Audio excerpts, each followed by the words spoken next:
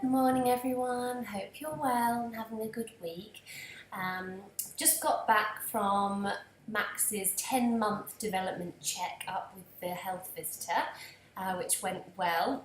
I really felt like I was bragging about Max, but she's obviously asking lots of questions in terms of how's he developing, and what's he doing, and what skills has he got, and she put him down on a playmat with lots of toys, and he was literally just doing all of the things that we were talking about. So I think Max has just woken up, annoyingly.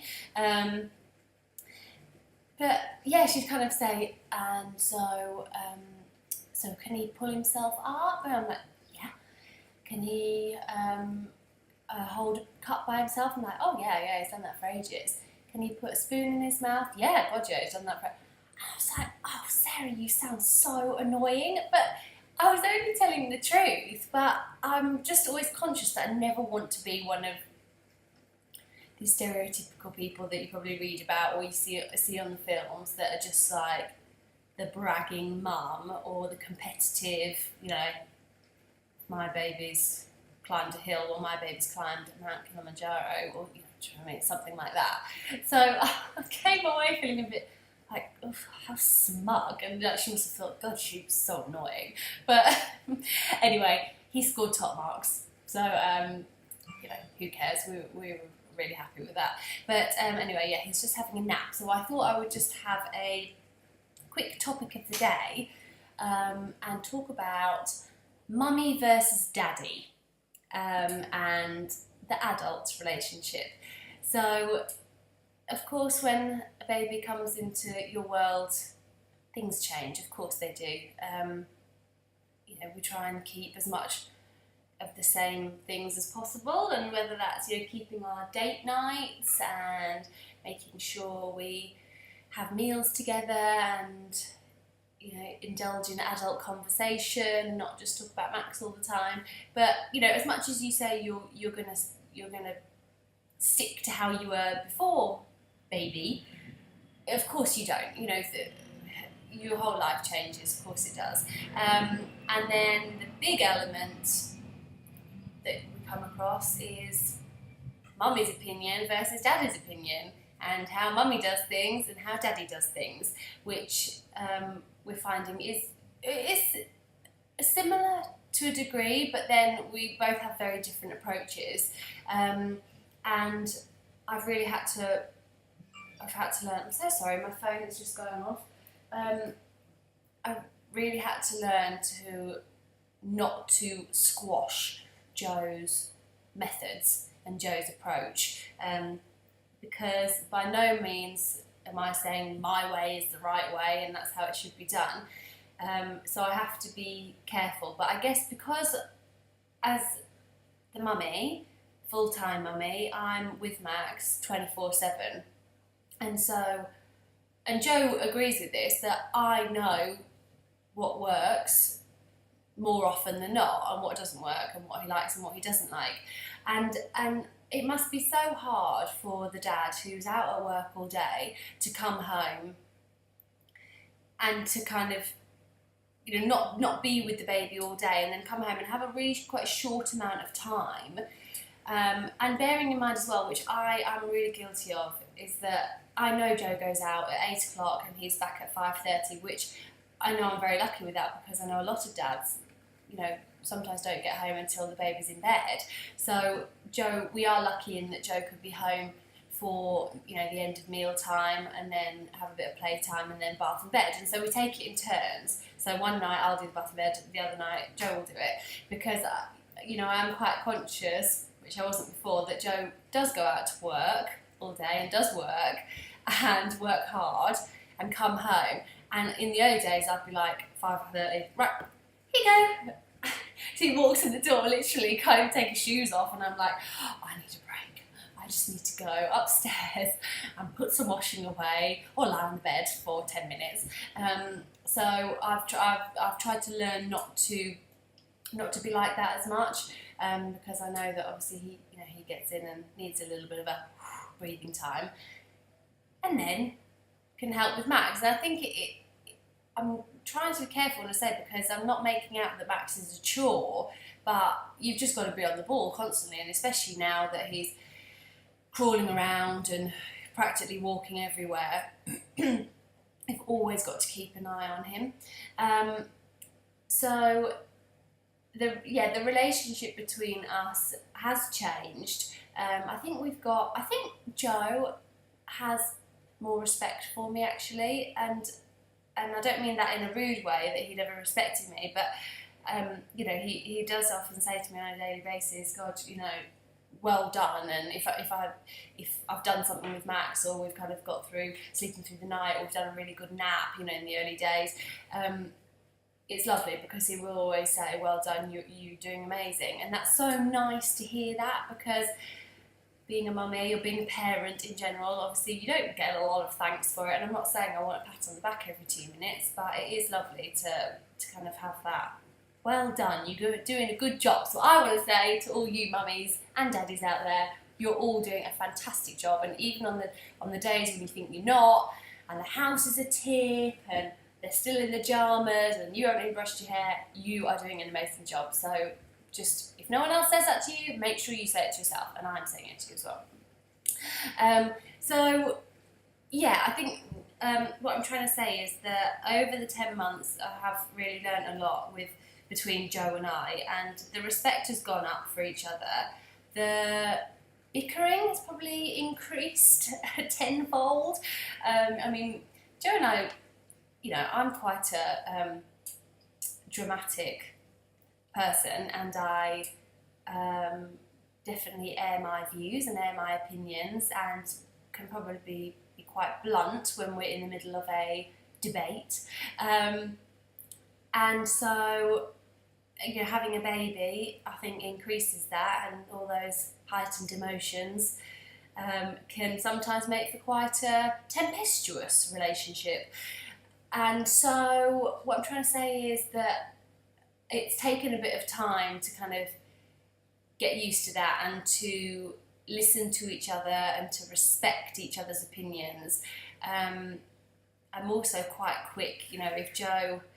Okay, I'm giving an example. So we're on the wind down evening, which I say is usually from about 5:30ish, right through to bed at 6:45.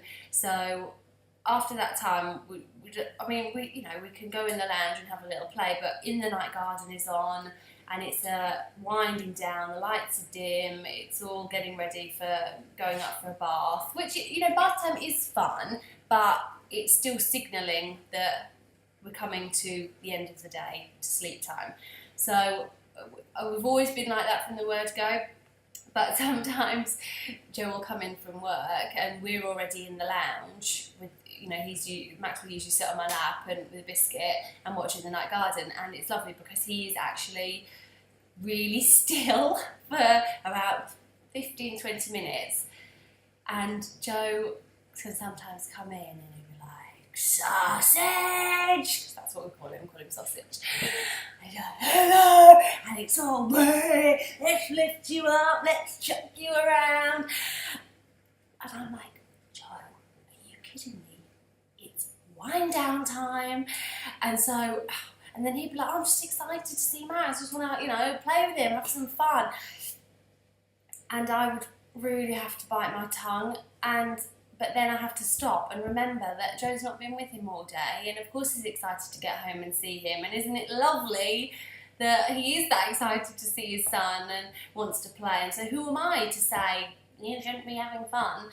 But then at the same time, I know that's kind of it's going to G him up and get him all riled up and go a little bit, over the edge, and then so getting him to sleep and getting him all calm again will take that bit longer.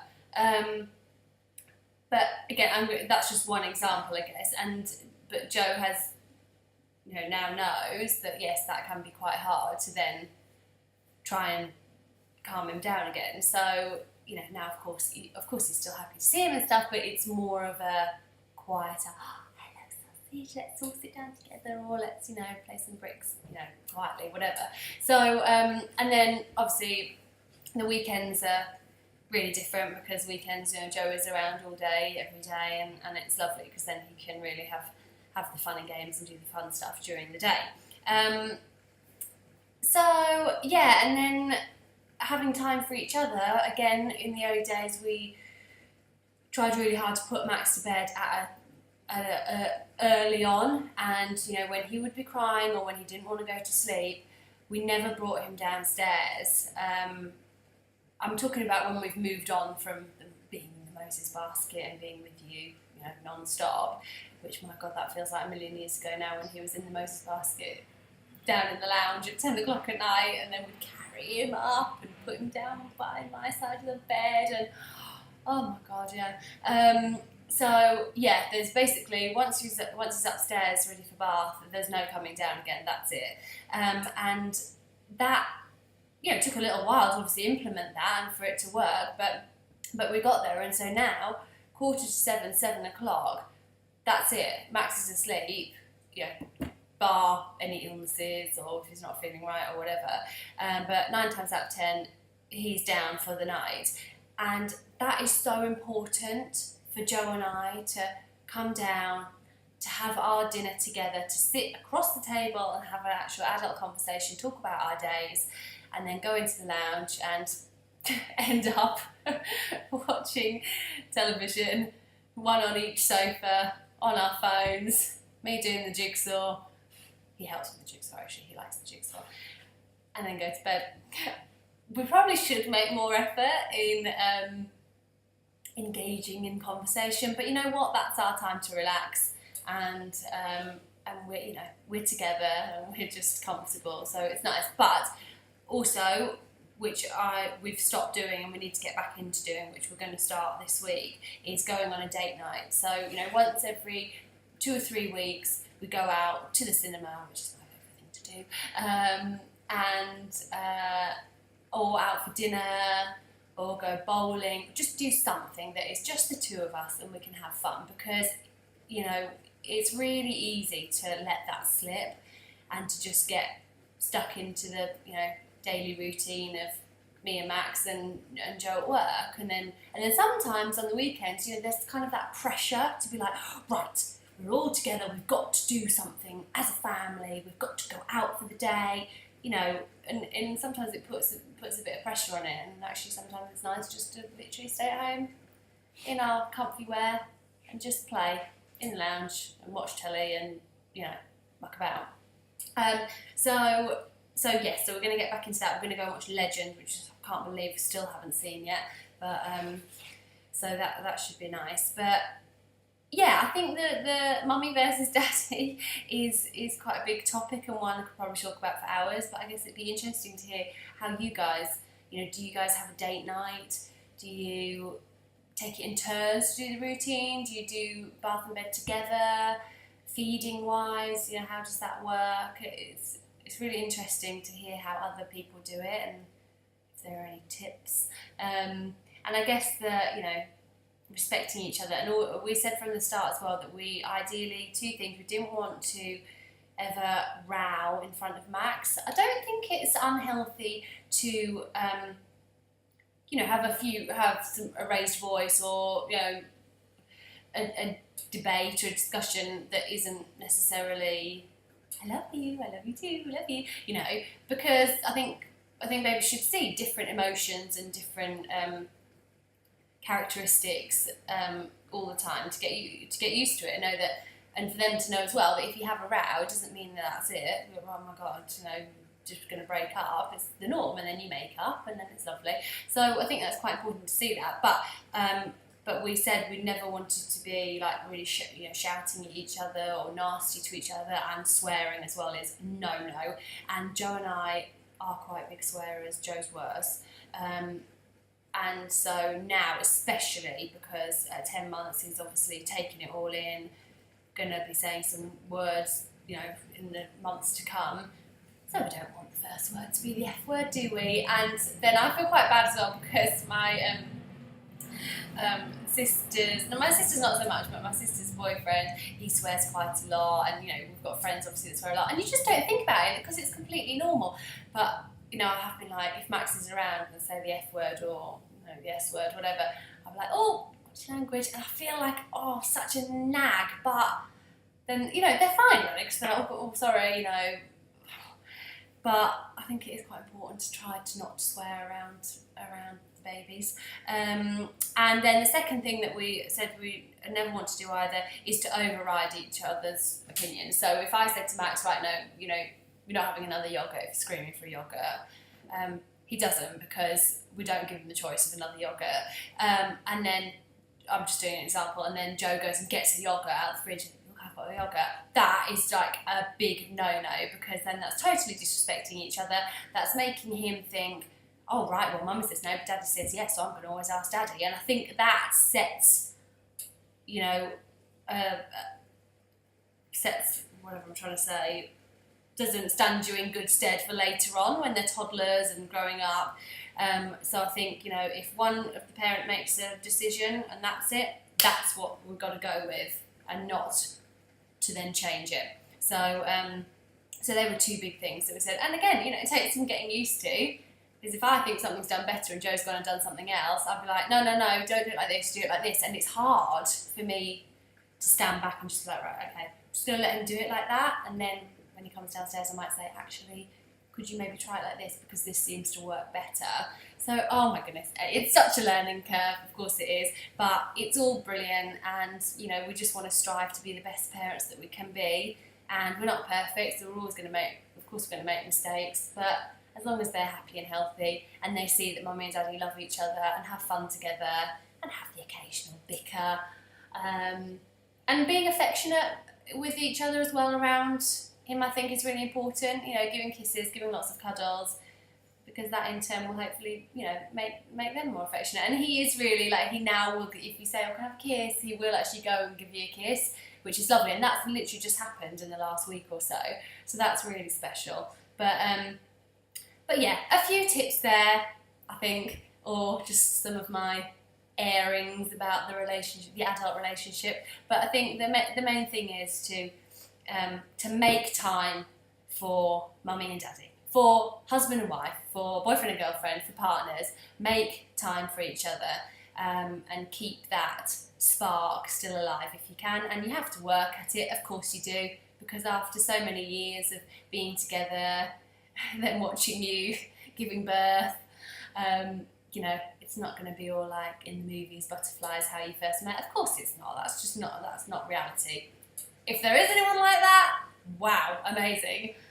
If you're married to Tom Hardy or Ryan Gosling, that might be also the case. But no, I think just as long as we keep having fun with each other, trying not to bicker about the small things, which I'm really, really guilty of, and I need to keep working at that. And also to remember, I guess, that the partner who's out at work all day doesn't get to see every part of what's going on, and so I think it's trying to remember that, you know, when they do come home, you know what, if Daddy does want to chuck him over his head for 10 minutes, that's fine, as long as he puts him to bed and gets him to sleep. So anyway, yes, I'm sure there's lots more to talk about relationships and Mummy versus Daddy, but I've gone on for quite a while. So have a good day. If you like my videos, I'm kind of I've got quite a few coming now, so I hope you like them. I'm not really sure how to get it out there more to more people, but you know what, it's, even if no one does watch them, it's quite nice for me just to sit back and watch at a later stage and show Max when he's older.